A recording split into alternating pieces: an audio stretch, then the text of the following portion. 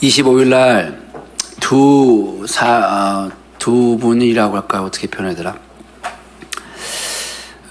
결혼식이 있었어요. 그러니까 미국에서 한 선교사님이 한 번 결혼하셨고, 우리 교회 이제 우리 집사님 자제분들이 이제 자제분이 결혼했죠. 두 개의 결혼식이 25일 날 있었습니다. 제가 두 개의 결혼식이 25일 날 있는 것을 생각을 하면서 이제 토요일 날 이제 새벽이죠. 이 결혼식을 놓고 기도하려고 그런 건 아닌데, 토요일 날 새벽에 이제 제가 아동부실 가서 요즘에 너무 기타 치는 게 재밌어서 예배를 드리려고 앉았는데 하나님이 그런 마음을 주시더라고요. 갑자기 결혼에 대해서 생각하게 하시면서 이것이 하나의 예표라는 마음을 주셨어요. 그러면서 일본과 우리나라와 북한과 중국과 그리고 중동을 이어서 예루살렘까지 이어지는 도로가 이렇게 그려지는 것 같았습니다. 그래서 먼저 아시안 하이웨이가 그렇게 연결되고 있다고, 그 도로를 이렇게 연결되는 것들을 말씀해 주시면서 그 도로를 통해서 내가 올 거라고. 근데 그 도로가 너희가 예배하는 예배자들 내가 그렇게 세울 거라고.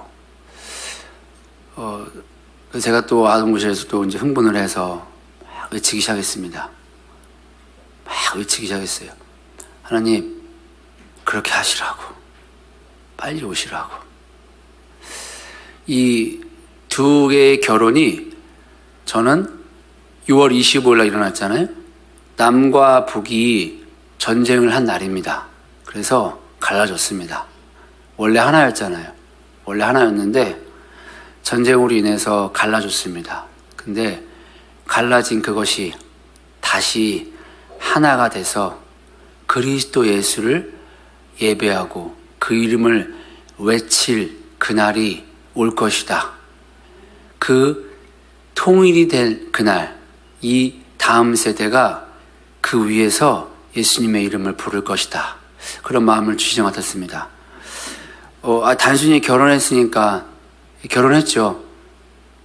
제 인간적인 마음으로는 그 결혼식이 저에게 기쁨을 주지 않고요, 육체의 피곤함을 가져다 줍니다.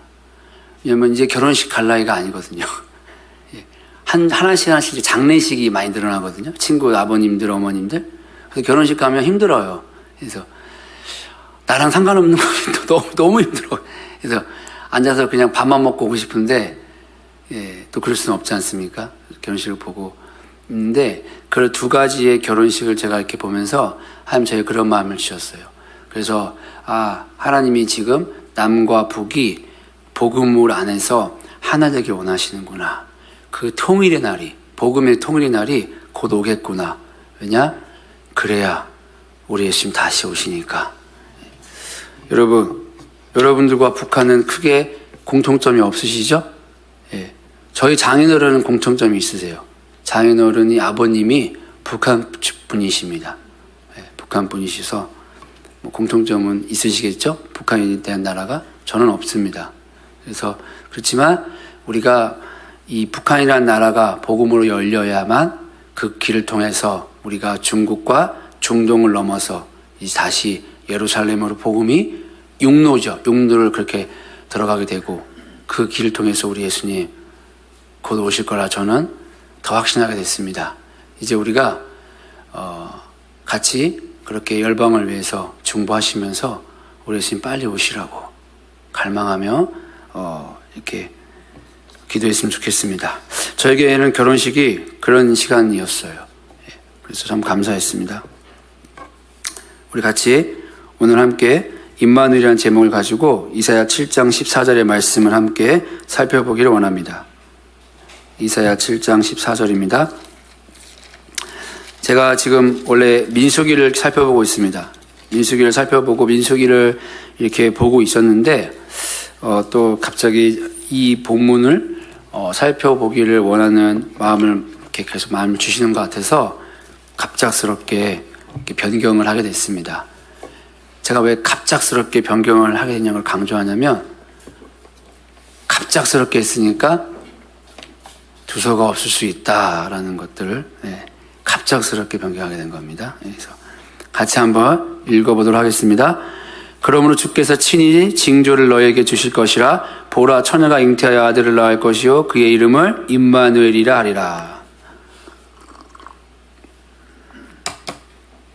예, 이제 유명한 구절입니다. 다 아시는 구절이고요. 하나님께서 이 부분을 저에게 주신 그 마음을 함께 좀 나누는 시간을 갖기를 원합니다. 하나님이 모든 만물을 창조하셨습니다. 창조하실 때 특별히 하나하나의 애정을 가지고 만드셨어요. 그러니까 만든 모든 것들을 바라보시면서 너무 좋으신 거예요. 여러분들 중에 손재주가 있으신 분들은 그 물건을 만들면 그걸 참 좋아하잖아요. 우리 장로님도 많이 좋아하시죠? 좀 깜짝 놀랐습니다. 우리 장로님이 재주가 저렇게 많은 줄을 너무 놀랐습니다. 근데 저희 아들도 구구단은 잘 못 외우지만 만드는 건 참 잘합니다. 기가 막히게 만듭니다. 종이를 접어가지고요. 깜짝 놀랐습니다. 종이를 2개를 접어서 합체하는 로봇을 만들었어요. 그래서 그래 계속 만들어라. 안 사줘도 되겠다. 그래서 그거를 만들어 놓고 저는 이제 그거를 버리고 싶어 합니다. 지저분하니까. 근데 우리 아들은 고이고이 간직하려고 그럽니다. 왜? 자기가 애정을 쏟았잖아요. 그러니까 하나님도 마찬가지인 거예요. 하나님도 우리를 창조하셨는데 하나하나 정성껏 만들었습니다. 그러니까 너무나 좋은 거예요. 특별히 사람은 나랑 똑같이 만들었어요. 제가 누누이 몇 번이나 말하지만 4명의 아이가 있는데 그중에 제일 닮았다고 생각하는 게 막내입니다. 그러니까 막내는 그냥 이뻐요. 그냥 이쁩니다. 그래서 하나님도 마찬가지예요. 모든 걸 다 만들었는데 특별히 사람은 자신과 똑같은 존재로 만들었어요. 그러니까 그 사람을 보시면서는 더더욱 좋아하셨습니다. 특별히 그렇게 만들어 놓고 모든 만물들 가운데 하나님 자신이 임하셨어요. 그래서 모든 만물이 하나님의 영광을 이렇게 드러냈습니다. 그래서 사도 바울은 자연 만물 가운데 하나님의 영광이 드러나고 있다고. 물론 지금의 자연 만물은 아닙니다. 이건 타락했으니까, 저주받았으니까. 그럼에도 불구하고 저주받고 타락한 이 자연을 통해서도 우리가 하나님을 알 수 있다고. 사도 바울이 말한 것처럼 저주받기 이전에 그 모든 자연 만물 가운데는 하나님의 영광이 깃들어 있었습니다. 그래서 자연을 보면은 하나님이구나 라는 것을 알 수 있었어요. 특별히 사람은 그냥 하나님이었습니다. 그러니까 사람이 지나가며 모든 만물이 사람을 보고 우와 하나님이다 라고 할 정도의 그런 존재가 바로 사람이었습니다. 바울은 이러한 사람을 하나님과 특별히 예수 그리스도와 결혼했다라고 표현하고 있어요. 그렇게 그리스도 예수와 우리가 하나 된 관계야 라고 말하고 있는 것입니다. 그렇게 예수님과 우리는 어떠한 존재가 됐냐면 서로 님이 된 거예요. 님아. 서로 님이 된 겁니다. 그래서 하나님의 소원이 무엇이었냐? 우리 예수님의 소원이 무엇이냐면 그 님과 함께 뭡니까? 푸른 초원 같은 그림 위에서 집을 짓고 한평생 사는 게 우리 하나님의 평생 소원이었어요. 그래서 그 노래가 불렸지 않습니까? 님과 이거 큰일 났네. 그렇죠. 우리 다윗이 불렀죠? 다윗이. 예? 그가 나를 푸른 풀밭으로 인도하시니. 그렇죠? 예. 우리 다윗이 불렀습니다. 예. 다윗이 기똥차게 불러냈습니다. 그거를. 그렇게 푸른 풀밭에 가서, 푸른 초원에 가서 그림 같은 집을 짓고 사랑하는 내님과 한평생 사는 게 우리 하나님 뜻이었습니다. 그런데 우리 이제 사람이 이제 유혹에 넘어갔습니다. 여자가 이제 꼬시죠? 남자를 꼬십니다. 모든 악의 근원, 죄송합니다. 말실수했습니다. 근데 여자가 먼저 게임을 당했어요. 게임을 당해서 혼자 못 죽으니까 남자한테 옵니다. 같이 먹읍시다. 그리고 남자가 좀 어리숙하잖아요. 사실 남자는 잘 몰라요. 그냥 남자는 여자하기 나름이잖아요. 여자가 싹 합니다. 여자 말 들 수밖에 없는 거예요. 그래서 주는 대로 먹습니다. 주는 대로 먹었어요. 주는 대로 먹으니까 난리가 났습니다. 그들이 낼름낼름 먹다가 씨앗은 하나 퇴 뱉었어요. 퇴 뱉으니까 그 씨앗이 떼굴떼굴 굴러가서 님이라는 글자에 점이 하나가 딱 붙어버렸습니다. 그러니까 뭐가 됐죠? 남이 돼버렸네. 그렇게 님의 관계에서 하루아침에 우리가 알지 못하는 선과 악을 알게 하는 나무의 열매를 먹고 퇴 뱉어버리니까 퇴 뱉은 그 씨앗이 점이 탁 찍혀진 거예요. 그래서 하루아침에 남이 됐습니다. 그래서 우리 예수님이 애달프게 또 노래를 부릅니다. 님은 같습니다. 사랑하는 나의 님은 같습니다. 저 님은 어찌 날 떠났을까 하면서 애달프게 님을 떠나가는 님을 그리워하면서 이 노래를 부르고 있는 거예요. 그런데 너희가 그걸 아니? 나는 이혼은 절대 안 해줘. 내 사전에 이혼은 없단다.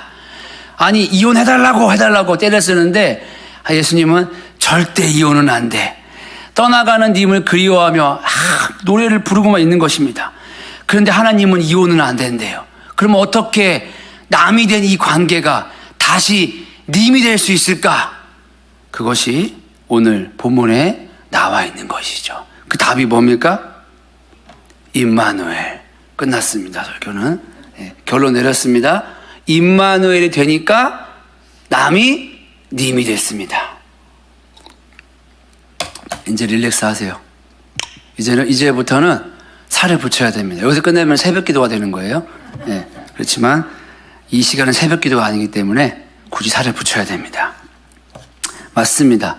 임마누엘이 될 때에만 남이 아니라 님이 될 수 있는 것입니다.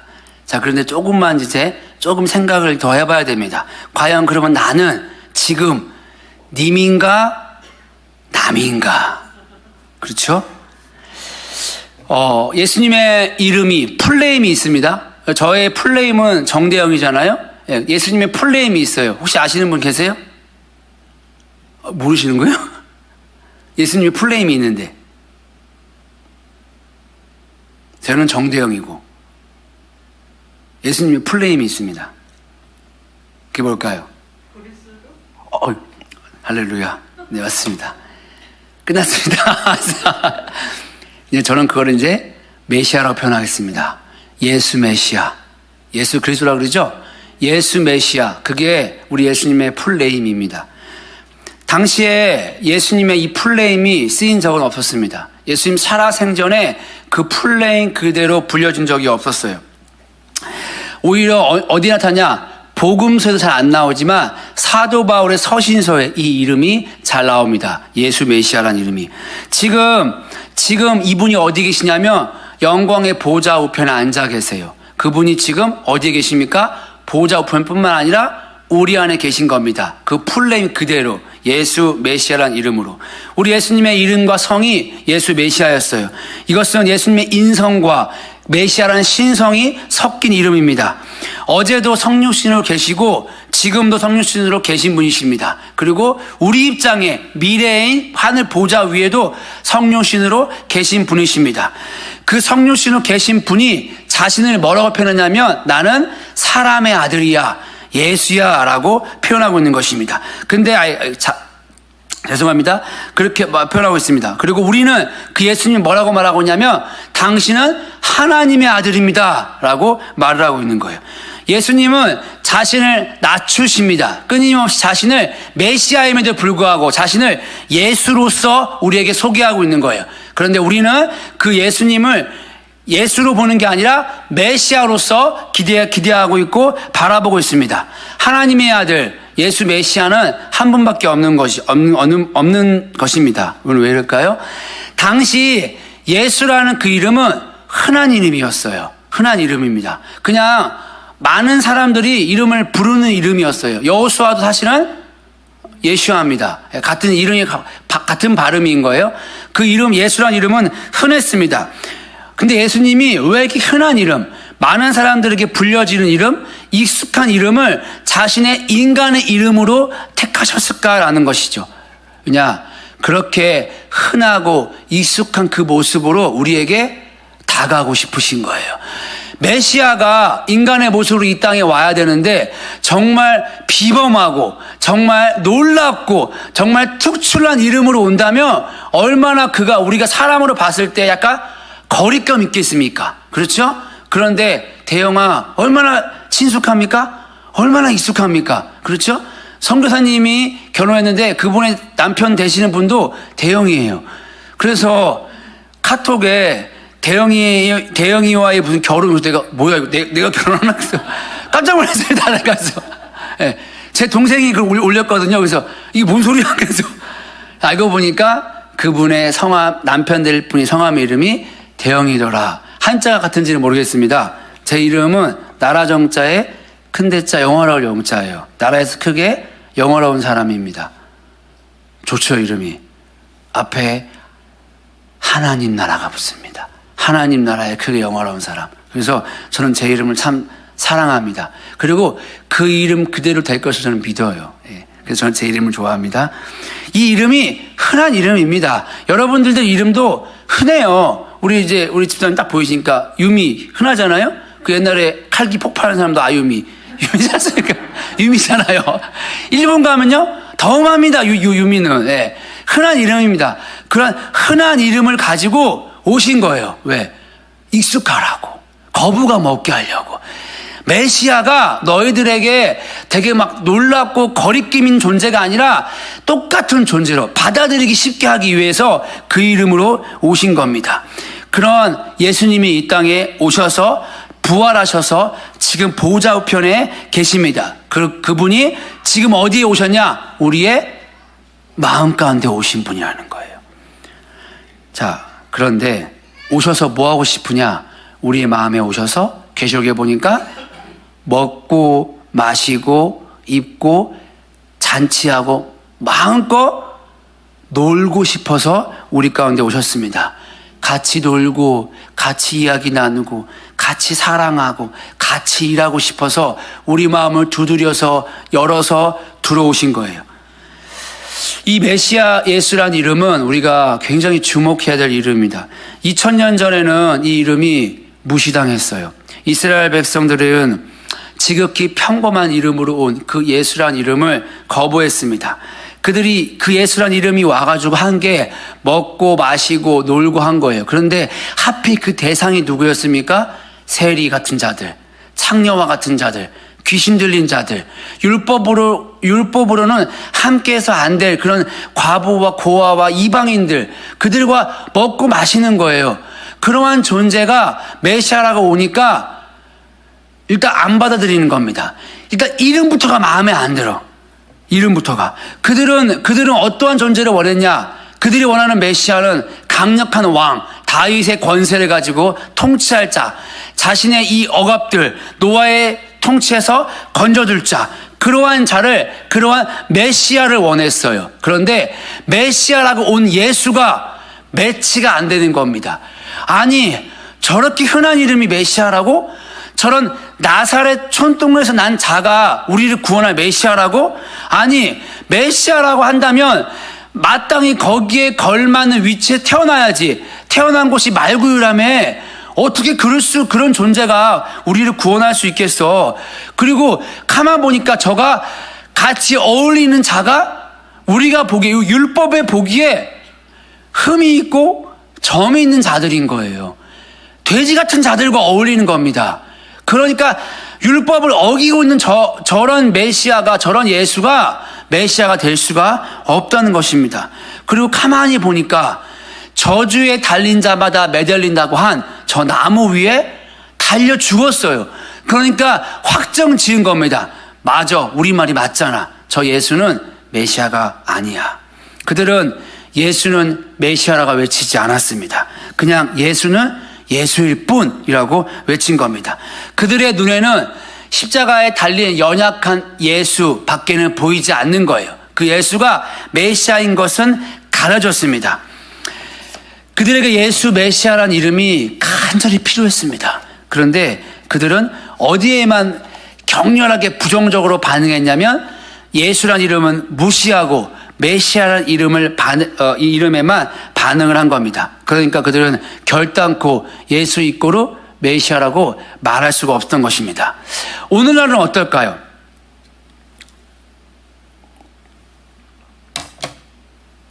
우리는 예수님을 사랑합니다. 사랑하시죠? 예수님 사랑하시죠? 우리의 소원은 통일? 우리의 소원은 뭘까요? 우리의 소원은 우리 예수님 빨리 다시 오시는 것입니다. 나와 하나 되는 거. 그렇죠? 앉으나 서나 예수 생각. 예. 여러분 가요를 한번 살짝 예수님 꼭 꽈보세요. 그러면 기가 막힙니다. 앉으나 서나 예수 생각. 이 세상에 하나밖에 둘도 없는 내 여인아. 예수님 같지 않으세요? 저는 아가서 제가 이번 사회복설 때 아가서 1장 9절 내 사랑아 하잖아. 내 사랑아.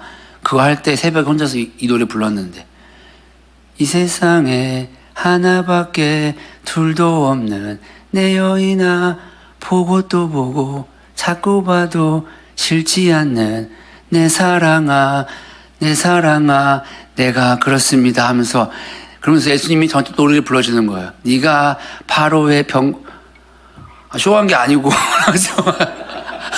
그렇게 대화를 했다니까요. 아니 내가 쇼한 게 이상한 사람 취급받는 것 같네. 네. 여러분 어찌하든지 그리스도에서 연결시키고 싶은 거예요. 저는 어찌하든지 내 사는 이유가 그리스도 예수니까. 네. 여러분 주여 여러분들 예수님 왜 기다리십니까? 내가 예수님 왜 기다릴까? 너무 찔렸어요. 저는 예수님을 기다린 이유가 내가 그렇게 예수님을 기다리면 예수님을 그렇게 알게 되면 솔직하게 말하는 겁니다. 내가 능력을 받겠지. 내가 큰 사역을 하겠지. 내가 크게 쓰임 받겠지. 좋은 말로 할까요? 좋은 말로. 하나님의 부흥을 맛볼 수 있겠지. 추잡스러운 저의 모습을 보게 됩니다. 내가 예수를 구하면, 내가 예수를 만나면 그토록 원했던 안정적인 삶을 살겠지. 내 마음에 평강이 임하겠지. 내 가족이 그저 꽃길을 걸어가겠지. 여러분, 꽃이 어디 피는지 아시죠? 비포장도로에 핍니다. 비포장도로. 그거는 아스팔트가 아니에요. 아무도 안 가는 그 비포장도로는 비가 오면 철퍽철퍽거리고요. 그 바람 불면 어떻게 될까요?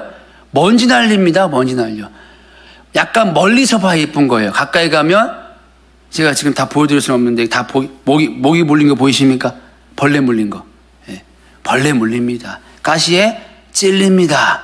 그게 꽃길인데 저는 예수님을 찾는 게 마치 그와 같았어요. 내가 예수를 구하는 것이 2000년 전 이스라엘 백성들이 메시아 예수에서 메시아 강력한 왕의 모습으로 통치할 그 메시아는 내가 원하는데 저 저주에 달리고 약해 보이고 저 아무도 찾지 않는 그리고 좁은 길을 걸어가고자 했던 십자가의 길, 미련해 보이는 그 길, 결국 죽고자 했던 그 길을 걸어가고자 했던 예수는 제가 원하지 않고 있더라고요.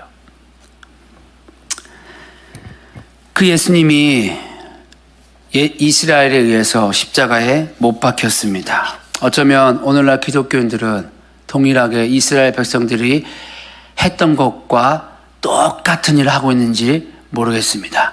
내가 원하는 예수, 그 예수는 마치 메시아와 같은 존재예요. 나를 위로해주고 나를 좀 알아주고 나를 좀 일으켜 세워주고 나를 좀 나를 뭐라 그럴까요? 격려해주고 온통 나.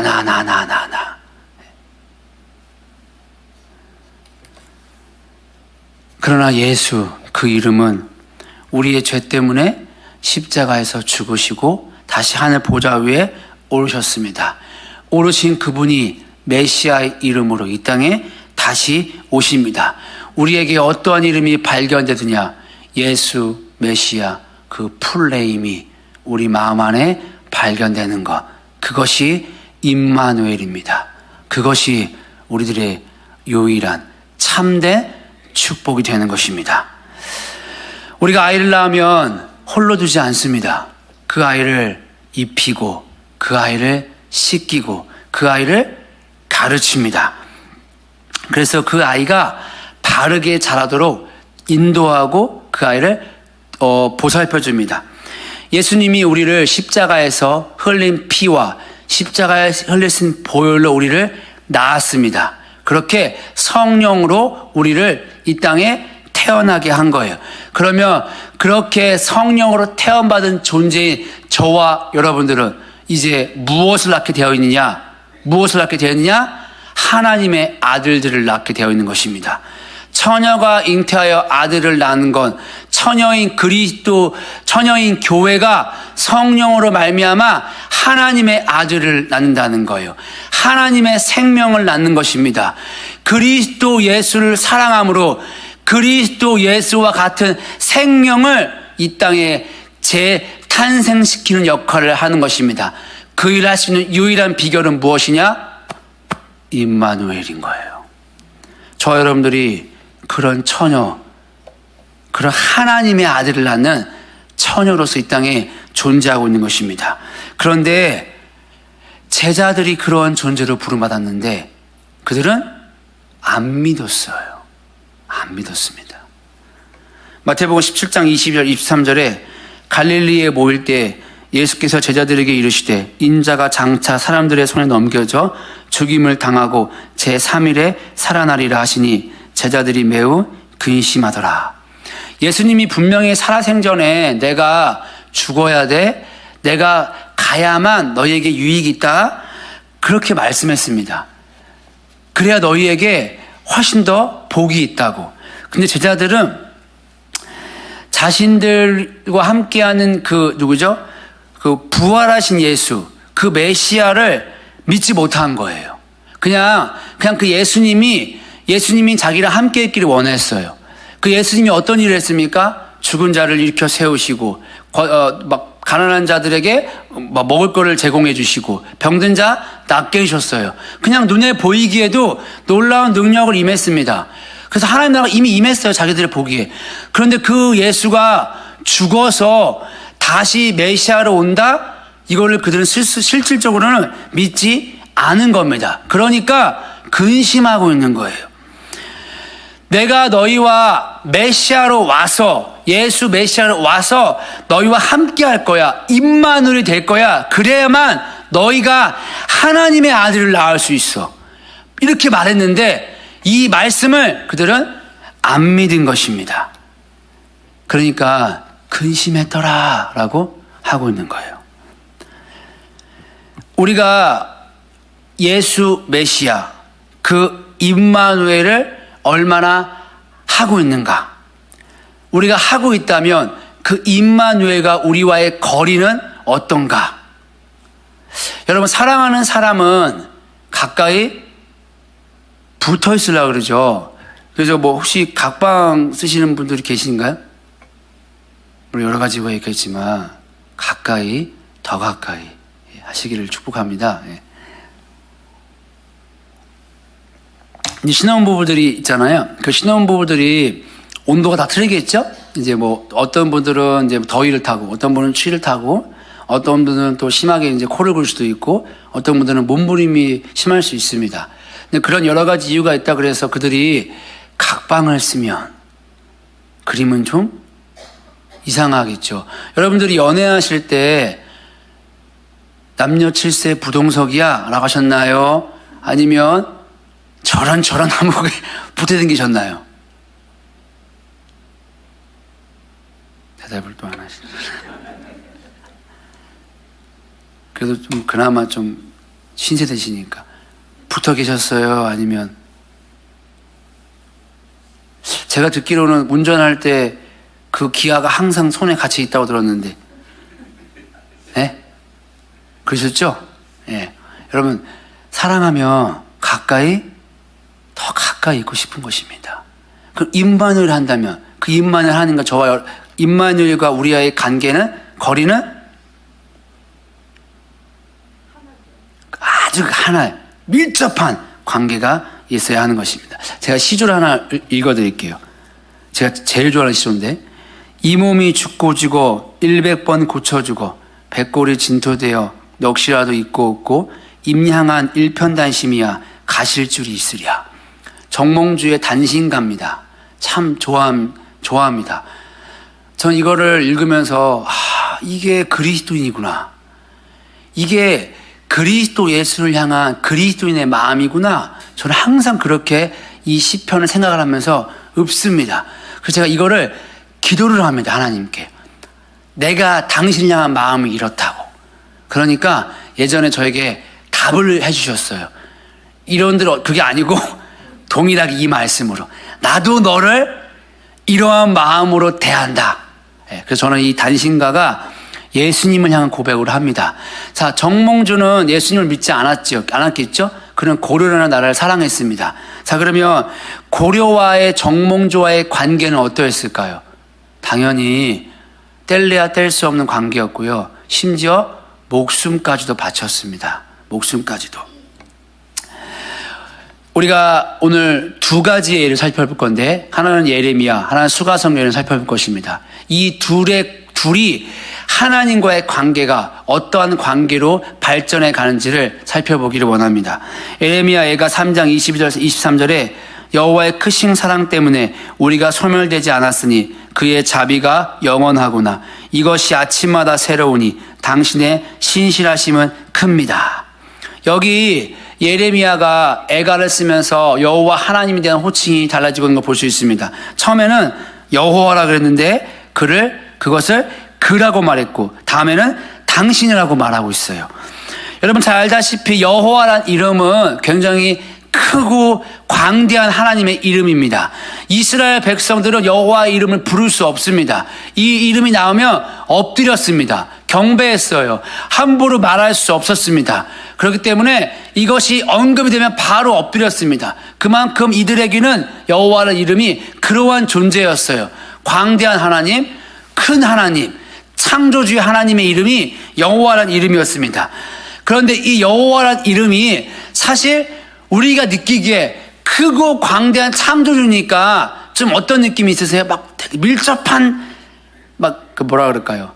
친밀한? 아니, 어떻게 표현해야 될까? 가까운 거리 사이는 좀 아니고 약간 거리감 있는 느낌을 드시죠? 나는, 동의 안 줘도 수 없어요. 그렇게 들어야 돼. 왜냐면 제가 설교를 해야 되니까. 그렇게 보입니다, 여호와는. 그런데 그 다음 바로 뭐라 그랬냐면, 그는 이라고 말하고 있어요. 그러면서 자비가 영원하시도다.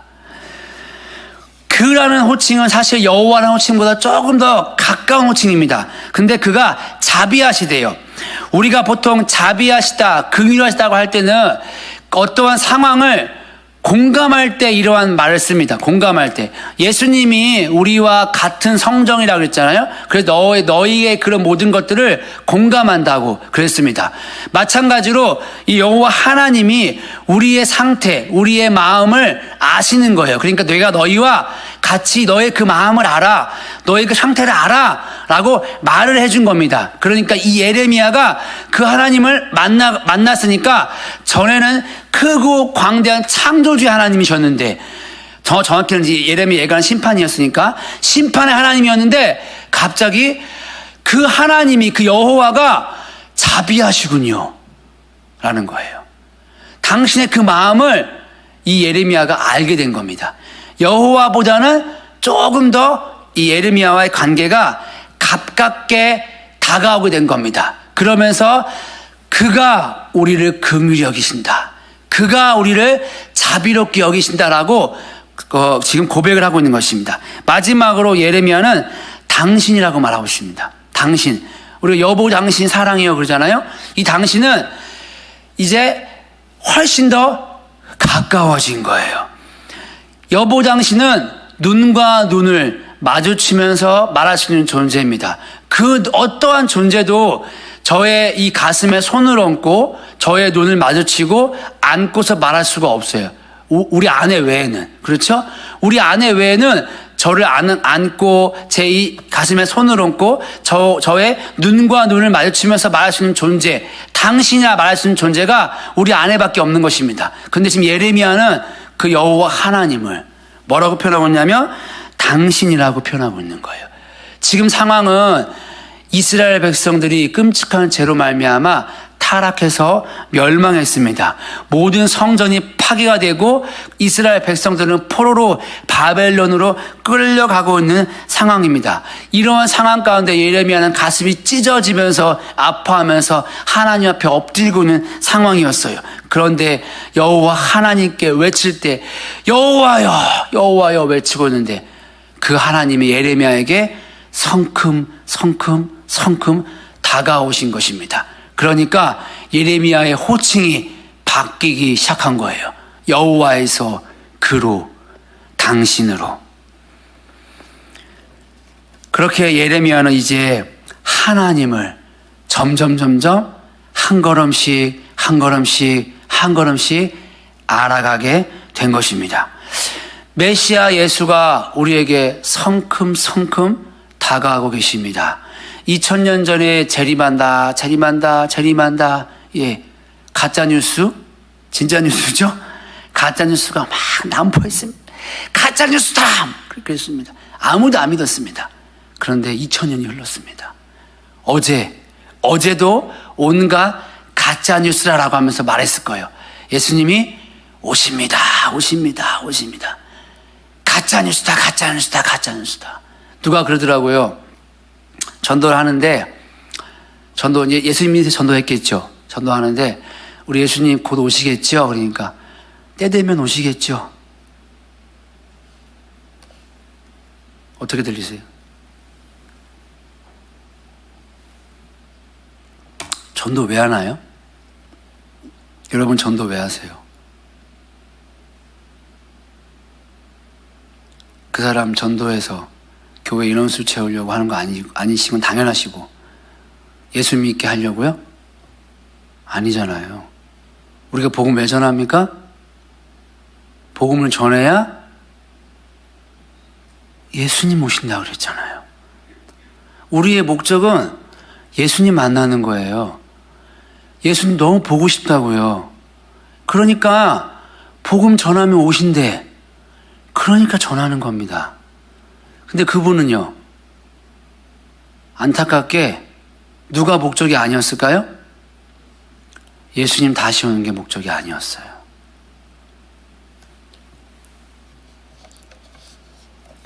그분에게 예수님 다시 오신다 이 말은요, 2000년 전에 우리 예수님 다시 오십니다. 에이, 그런 게 어딨어?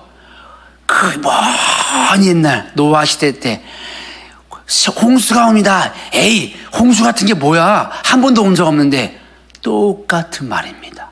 근데 지금 그분이 뭐 했어요? 전도했잖아요.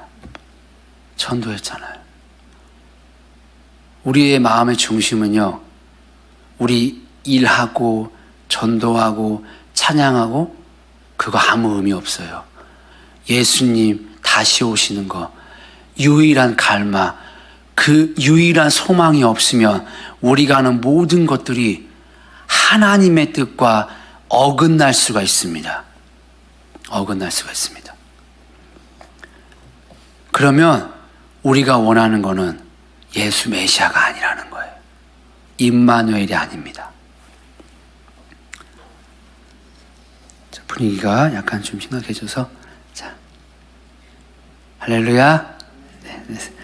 두 번째, 수가성 여인입니다.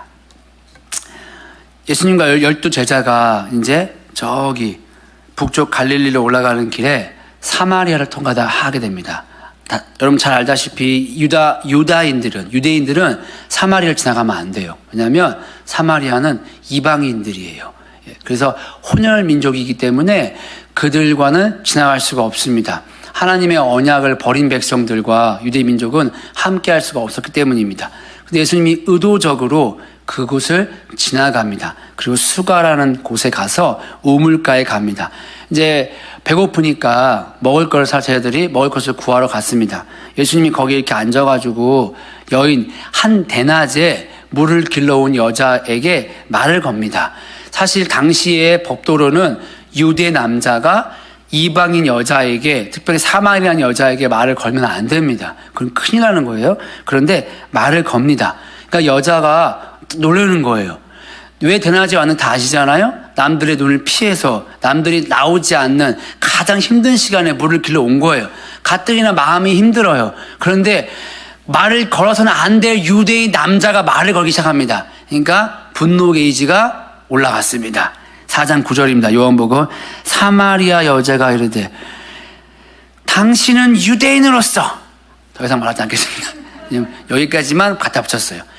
여러분, 당신이라 그러니까 예레미가 했던 당신과의 이 당신은 같은 당신의 의미가 아니겠죠? 네가 뭔데?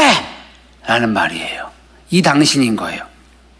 그런데 네가 지금 달라고 한 사람이 누구인지 알았다면, 그래서 뭐 생수를 준다 그러니까 갑자기 여자 호칭이 싹 바뀌어버립니다. 4장 11절에 선생님, 물기를 그릇도 없고 이 우물은 깊은데 어디서 그런 생수를 구한단 말입니까? 처음에는 당신 네가 뭔데라고 했다가 갑자기 말 한마디 하니까 호칭이 싹 바뀝니다. 선생님, 이렇게 바뀌는 거예요. 그러자 당시 선생 라비는 존경의 대상이었습니다. 즉 이 여자의 말투에서 당신이 뭔가 나에게 할 말이 있는 것 같아, 가르칠 게 있는 것 같아 라고 마음이 바뀐 거예요. 그러면서 예수님이 그 여자의 실체를 정확하게 말해줍니다. 그러자 그 여자가 그분에게 뭐라 그러냐? 선생님, 내가 보니 선생님은 예언자이십니다. 예언자는 하나님의 뜻을 전하는 자죠. 이 여자가 보기에 이 유대 남자가 단순히 율법을 가르치는 선생이 아니라 하나님의 뜻을 전하는 예언자구나라는 것을 알아보기 시작한 거예요. 그러자 그의 마음 가운데 깊은 고민, 진실된 마음을 묻기 시작합니다. 예배에 대해서 묻기 시작하는 거예요. 사마리아 여인, 죄를 짓고 있는 여인, 그렇지만 하나님을 만나고 싶은 갈망이 있었어요. 그런데 자신들은 유대에 가서 예배를 못 드려요. 그러니까 내가 너무 하나님 만나고 싶고 이 죄인된 내가 이 죄를 씻음 받고 싶어서 예배를 하고 싶은데 어떻게 해야 됩니까? 라고 질문을 하기 시작한 것입니다. 그렇게 예배에 대해 설명해 줬습니다. 단순히 예배에 대해 설명해 준 것이 아니라 그날 그 여자를 구원한 거예요. 그러니까 이 유대인 여자가 자신이 그토록 기다렸던 메시아인 것을 알아봤습니다. 그러자 그 여자가 어떻게 했습니까? 부끄러운 모든 것들을 다 내버리고 달려나가 외치기 시작했습니다. 내가 메시아를 보았도다. 여러분, 이 여자에게 이 낯선 유대인은 당신이었는데 시간이 흘러감에 따라 선생님이 되었고 예언자가 되었고 이제 메시아의 모습으로 바뀌게 된 것입니다. 그렇게 수가성 여인은 예수 그리스도를 알아보게 된 거예요. 점점 예수를 아는 것의 깊이가 깊어지게 된 것입니다. 그러자 이제 이 수가성 여인은 자신의 수치, 자신의 아픔, 자신의 모든 것들이 벗겨졌음에도 불구하고 부끄러움을 모르는 태초의 존재로 회복되었습니다. 이제 이 수가성 여인은 새하늘과 새 땅, 그리고 새로운 시간대에 사는 하나님의 아들이 된 거예요. 정확하게 성령이 임하여 그에게 임마누엘의 사건이 일어나게 된 것입니다. 그러자 복음을 전하기 시작한 것입니다. 둘 다 어떤 일이 일어났습니까? 임마누엘이, 하나님을 아는 지식이 어느 때보다 깊어지고 가까워지게 된 것입니다. 우리가 성막을 하나님이 지었잖아요. 성막의 주된 기능은 하나님의 영광의 임재로 임하는 것입니다. 근데 크게 세 부분으로 나눠집니다. 여러분 잘 알다시피 바깥마당이에요. 바깥마당에는 번제단과 물두멍이 있습니다. 번제단에 와서 자신들의 죄가 다 사함받는 곳이에요. 그리고 물두멍은 깨끗해지는 곳입니다. 거룩해지는 곳입니다. 근데 사람들은 대부분 많은 경우에 바깥마당 안에 머뭅니다. 그저 내가 행한 죄만을 고백을 해요. 그 죄만을 번제단에 올려놓고 죄 용서만을 구합니다. 그리고 조금 더 나아가면 뭐냐? 물두멍에 가서 씻습니다. 즉 깨끗해지는 거예요. 즉 뭔가 행위의 변화, 거룩함만을 원해요. 99%는 여기서 끝납니다. 대부분 악한 행동이 바뀌어 착한 행동으로 바뀌는 것, 내가 착한 사람으로 되는 것, 선한 사람으로 되는 것, 이것만을 원합니다. 그래서 예수 믿어서 변화되는 것만을 꿈꿔요. 대부분 다 기독교가 여기만을 가르칩니다. 그런데 우리는 한 발짝 더 나아가야 됩니다. 문을 찍고 들어가 성소로 들어가야 됩니다. 성소에 들어가면 진설병과 등대와 분향단이 있어요. 이것은 말씀과 성령과 기도를 상징합니다.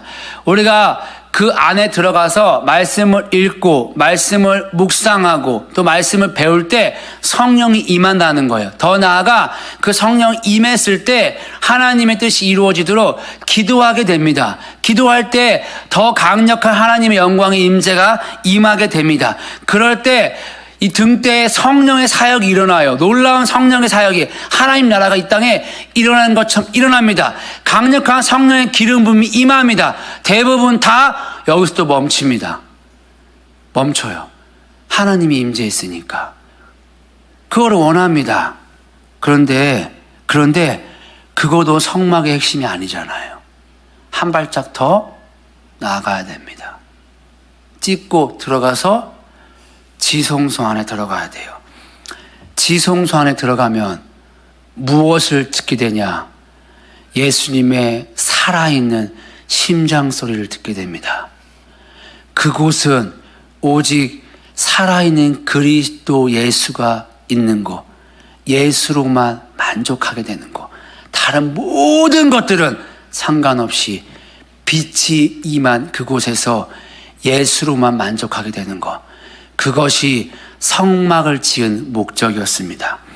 예수님은 우리의 죄가 해결되는 것과 우리의 행위가 변화되기 위해서 우리를 구원하지 않았어요. 요한복음 13장 23절에 예수의 제자 중 하나가 곧 그가 사랑하시는 자가 예수의 품에 의지하여 누웠는지라. 우리가 예수의 사랑하는 자가 되어 그의 품에 기대어 눕기를 원하셨습니다. 우리가 이 땅에서 기도하고 말씀 공부하고 성령 사역해서 여기 교회에 사람 채우는 거, 그거 하나님이 원치 않는다고요. 그거 귀한 겁니다. 그러나 그것 자체가 하나님의 목적이 아니라는 것입니다. 하나님은 우리가 그리스도 예수의 품 안에 안겨 있기를 원하신다고요. 그 안에 안겨 있으면 이 모든 것들은 절로 된다니까요. 절이 아니라 저절로 됩니다. 저절로.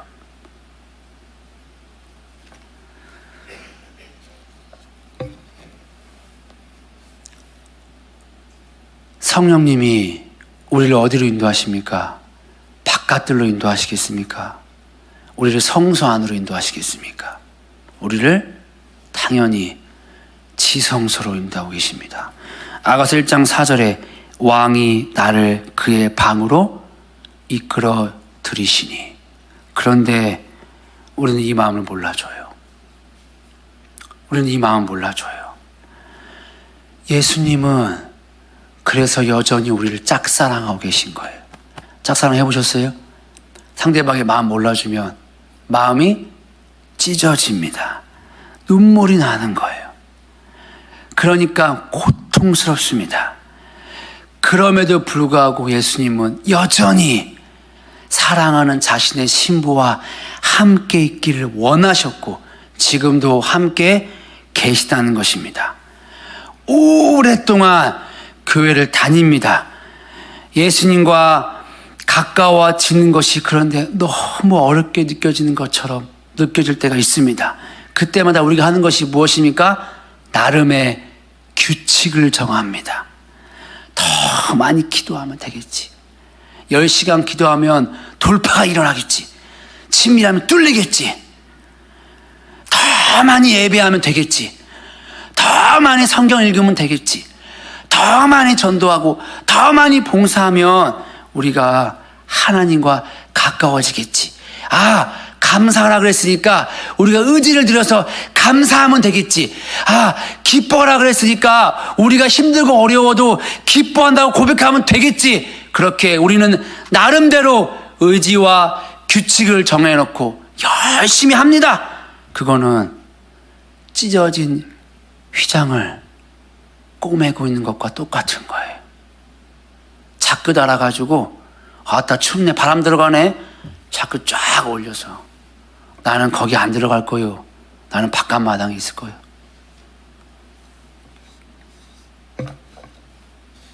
그렇게 하는 걸 우리는 예수님과의 관계라고 인식하는 경우가 부지기수라는 것입니다. 창세기 1장 1절 3절에 보니까 태초에 하나님이 천지를 창조하시니라. 땅이 혼돈한 것 공허하며 흑암이 깊음 위에 있고 하나님의 영은 수면 위에 운행하시니라. 하나님이 이르시되 빛이 있으라 하시니 빛이 있었고. 하나님이 우리를 온전하게 창조했어요. 그런데 우리의 무지로 인해서 우리의 땅이 혼돈하고 공허하고 흑암이 깊음 가운데 있게 됐습니다. 여기서 아무리 몸부림쳐봤자 벗어날 수가 없다는 거예요. 그런데 성경은 뭐라고 말하고 있냐?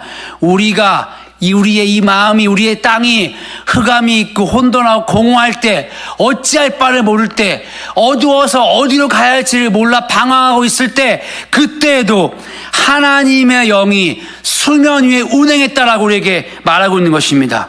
그러니까 우리를 감싸고 있다는 거예요. 여전히 우리 가운데 함께하고 있다는 것입니다. 그 함께 하나님이 우리에게 오셔서 어떻게 하셨냐? 빛이 있으라. 빛이 있으라. 땅은 할 수 있는 게 아무것도 없다는 것입니다. 여전히 혼돈하고 공허하고 흑암이 깊어있는 그 땅이 할 수 있는 건 아무것도 없는 거예요. 그 땅이 해야 할 단 한 가지는 뭐냐? 우리를 감싸고 있는 하나님의 영을 바라보는 것. 그걸 바라봐야만 그 땅에 빛이 임하는 것입니다. 우리의 마음은 하루에도 수십 번, 수백 번 바람에 흔들리는 갈대와 같은 것입니다. 지진으로 땅이 무너져 내립니다. 폭풍이 몰아치는 것처럼 몰아칩니다. 우리의 마음은, 우리의 땅은 그런 거예요. 그런데 거기서 우리가 해야 될 단 한 가지는 잠잠히 서서 우리를 구원해줄 유일한 여호와 하나님만을 바라보는 것. 그것이 우리가 해야 할 유일한 단 한 가지의 일이 되는 것입니다. 시편 46절, 6편 10절, 11절에 이르시기를 너희는 가만히 있어 내가 하나님됨을 알지어다. 내가 뭇 나라 중에서 높임을 받으리라. 내가 세계 중에서 높임을 받으리라 하시도다. 만군의 여호와께서 우리와 함께 하시니 야곱의 하나님은 우리의 피난처시로다. 셀라. 스스로 여러분들의 마음과 환경을 잠재우려 하지 마십시오. 그저 잠잠히 여전히 내 안에 계신 임마누엘하고 계신 예수 그리스도의 숨결을 들어야 합니다. 그 예수의 숨결말이 내게 평안을 가져다 줍니다. 예수의 숨결말이 나를 다시 살아나게 할 수 있는 유일한 비법이요 유일한 처방이 된다는 것입니다. 그 숨결을 들을 때에만 내 안에 계신 그리스도 예수와 먹고 마시고 기뻐하며 잔치를 누릴 수가 있는 것입니다. 여러분, 과거에 여러분들의 죄를 위해 십자가에 지신 그 그리스도 예수를 믿으십니까? 믿으십니까? 그러면 그분이 여전히 그분의 왼팔로 여러분들의 머리를 고이고 오른팔을 감싸고 계시다는 것도 믿으십니까? 여러분들이 그리스도 예수 안에 있는 존재인 것을 믿으십니까? 그러면 아무것도 하지 마십시오.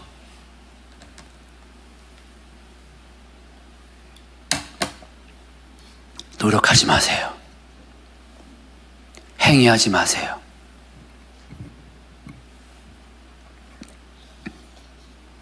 예수님은 지극히 평범한 일상 가운데 그 예수님과 내가 이 하늘의 누림을 누리게 하기 위해서 임마누엘 했다고요. 그런데 사단은 그 이름 가립니다. 그 이름을 못 보게 합니다. 우리를 분주하게 만듭니다. 우리를 이상한 규칙과 이상한 명령을 만들어서 그것을 지키게 합니다. 그것을 뭐라 말하냐? 사역이라 그러는 거예요.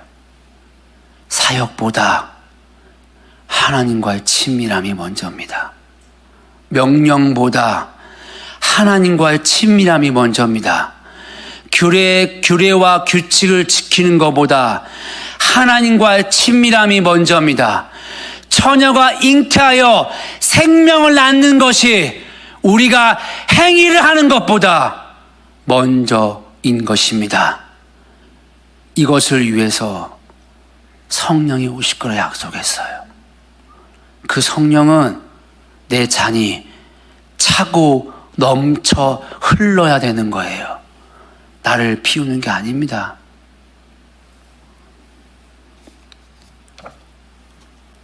우리가 뭘 해야 침실에 들어가는 존재가 아니라는 거예요. 이걸 아는 사람은 더 이상 행위 의지하지 않습니다. 오직 예수의 보혈만을 의지하여 지성소에 담대히 들어갑니다. 마치 수가성 여인이 죄를 많이 지었지만 예수를 만났을 때 담대히 나가 복음을 외친 것처럼 그 지성소 안에 들어가야만 참된 기쁨이 있습니다. 참된 안식이 있습니다. 참된 평강이 있습니다. 우리는 여전히 이 저주받은 땅에 살아가고 있습니다. 여전히 진흙을 밟고 살아갈 것입니다.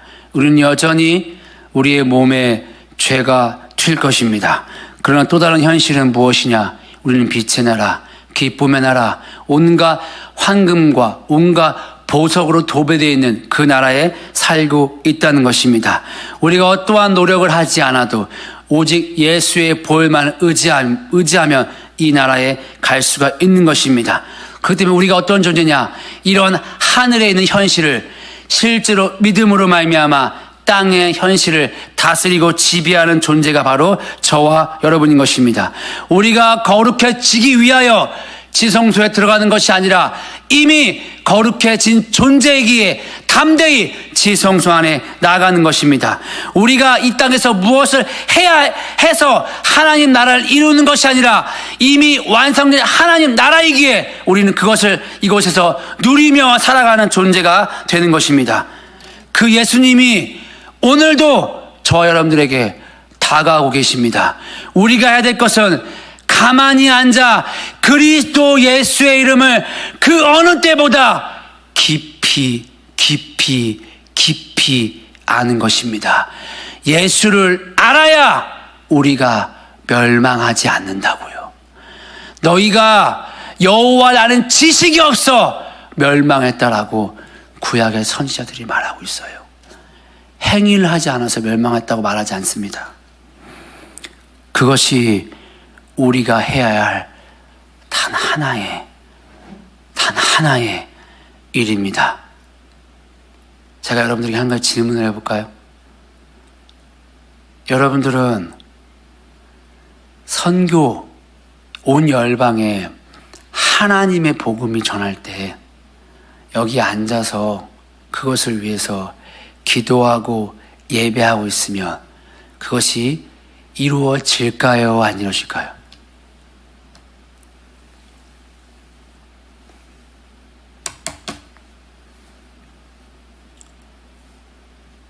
빨리 끝내겠습니다. 이러실까요? 안 이러실까요?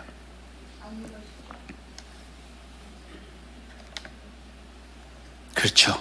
맞습니다. 하나 더 있어야겠죠. 실제로 누가 있어야 되죠? 필드로 나갈 사람이 있어야죠. 자, 그러면 필드로 나갈 사람만 나간다고 이루어질까요? 안 이루어집니다. 여러분들의 부르심은 무엇입니까? 이 교회의 부르심은 무엇입니까? 하나님이 지금 무슨 일을 하고 있는 것을 여러분들은 보고 계십니까? 저는 확신하는 거는 하나님이 지금 두 개의 일을 하고 계십니다. 두 개의 교회를 세우십니다. 선교적 교회와 기도의 집을. 선교적 교회는 필드에 나가서 복음을 전할 자들이에요. 그리고 기도의 집은 이 일이 이루어지도록 밤낮 부르짖으며 기도할 자들입니다. 예배할 자들이에요. 자, 밤낮 부르짖으며 기도할 자들은 사람들이 보기에 잘한다라고 할까요? 말은 안 하지만 그게 뭐 사역이냐? 제가 만약 아무것도 안 하고 여기 앉아서 하루 종일 기도하고 예배만 하고 있어. 이 교회가 그것만 해. 여러분 어떻게 생각하시겠습니까?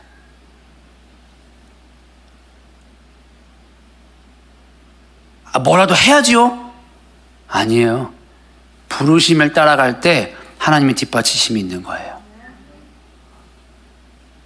그거요? 십자가라고요. 그게 예수란 이름을 발견하는 겁니다.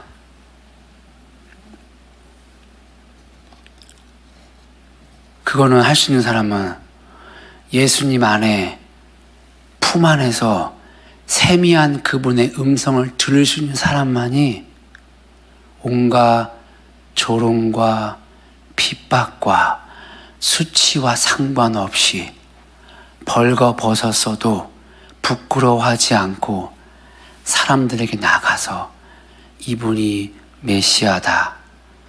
오직 예수님만이 할 수 있습니다. 라고 외칠 수 있다고요. 계시록 14장 2절입니다. 내가 하늘에서 나는 소리를 들으니 많은 물소리와도 같고 큰 우리의 소리와도 같은데 내가 들은 소리는 검은 고 타는 자들이 그 검은 고를 타는 것 같더라. 여기 14장에 보면 이들이 누군지를 여러분들이 보시면 압니다. 이들이 세 가지의 소리를 듣습니다. 하늘에서 나는 소리, 근데 그 소리가 많은 물소리. 두 번째 소리는 큰 우레소리. 세 번째 소리는 검은 고 타는 자들이 나는 소리. 여러분, 많은 물소리. 그 물소리가 절절절절 이렇게 들리는 게 아니죠. 뭐 크게 들리겠죠? 큰 우레 소리는 쾅쾅쾅쾅 치면 크게 들리겠죠? 검은 고 소리는요? 안 들려요. 누가 듣겠습니까? 이 세미한 음성 누가 듣겠습니까? 품 안에 있는 자만 듣습니다. 품 안에 있는 자. 저는 저와 여러분들이 예수의 품 안에 들어가 이제 우리가 그리스도 예수라는 호칭이 깊어짐으로 말미암아 이 세미한 음성을 듣게 되시기를, 그러한 임마누엘을 경험하시기를 예수님의 이름으로 축복합니다. 그리고 내가 아무것도 하지 않아도 그리스도 예수가 하실 걸 확신하기에 나의 부르심을 정확히 알아 그 부르심 가운데 서게 되는 그러한 비전을 감당할 수 있는 영광교회 지체가 되시기를 예수님의 이름으로 축복합니다. 임마누엘이 아들을 낳을 것입니다. 달라스, 저 예배팀 나와주시고요. 달라스 윌라드의 마음의 혁신이라는 책이 있어요. 마음의 혁신. 그 책에 24페이지에 이런 말이 있습니다. 사회의 구조는 시면에부터 새로워진 사람의 신적 성품을 통해 자연히 변화되므로 아모스 5장 4절에 오직 공법을 물같이 정의를 하수같이 흘리게 된다. 여러분, 이 말이 무슨 말일까요? 이 말이 무슨 말입니까? 모든 사회 구조가 어디서부터 시작된다는 거죠? 한 사람의 마음이 예수 그리스도의 성품, 하나님의 형상으로 바뀔 때 그 사람에게서 그 물이 흘러갈 때에 사회 구조가 바뀐다는 거예요. 그러니까 달라스 윌라들은 사회 구조가 바뀜에 있어서 가장 먼저를 말하고 싶은 게 뭐냐면 우리 내면에, 우리 마음에 혁신이 일어나야 된다. 그게 예수 혁신이다라고 말하고 있다고요. 그게 영성 개발의 첫 번째라고 말하고 있는 거예요. 제가 왜 24페이지만 들고 왔을까요? 여기까지밖에 안 읽었어요. 뒤는 아직 안 읽어봤어요. 근데 100% 동의가, 앞으로 어떤 일을 쓸지 상상이 됩니다. 아직 안 읽어봤지만 제가 24페이지까지 읽어봤는데 우와, 제가 생각하는 게 써있어서 갖고 왔습니다. 여러분, 모든 사회 구조, 이 나라가 하나님 나라로 바뀜에 있어서는요, 첫 번째 목적이 무엇인지 아십니까? 행위가 아니라고요. 사회 운동이 아닙니다. 일이 아닙니다. 첫 번째는 우리가 예수 그리스도로 바뀌는 것입니다.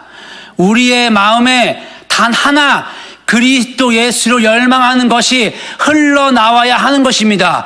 우리가 처녀로서 성령이 임마누엘이 임하여 그래야만 하나님의 아들들이 태어나는 것입니다. 이거는 행위로 이루어지는 게 아닙니다. 그걸 달라스 윌라드가 말하고 있는 거예요.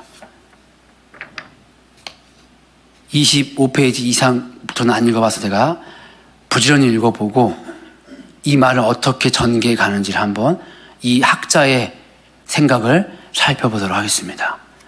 우리 같이 예배하고 기도하며 가기 원하는데요. 예수님, 내가 예수님의 그 이름을 어제보다 오늘 더 알기를 원한다고. 더 깊이. 예수님이 말했잖아요. 이 돌들로도 아브라함의 자녀 만들 거라고. 예수님이 말했지 않습니까? 내가 잉태하여 하나님의 아들을 낳을 거라고. 예수님, 나 종교 행위 만드는 아들 만들고 싶지 않습니다. 나 종교 행위 열심히 하는 내가 되고 싶지 않습니다. 예수님, 내가 처녀가 되고 싶어요. 예수님, 내가 하나님의 아들을 낳는 존재가 되고 싶어요. 나 예수 그 이름 알게 해주세요. 어제 만난 예수가 아닌 오늘 이 시간 새롭게 그 이름 알기를 원합니다. 내가 당신의 다리를 붙잡고 간절히 갈망합니다. 내게 은혜를 부어주십시오. 예수 그 이름을 알게 해주십시오.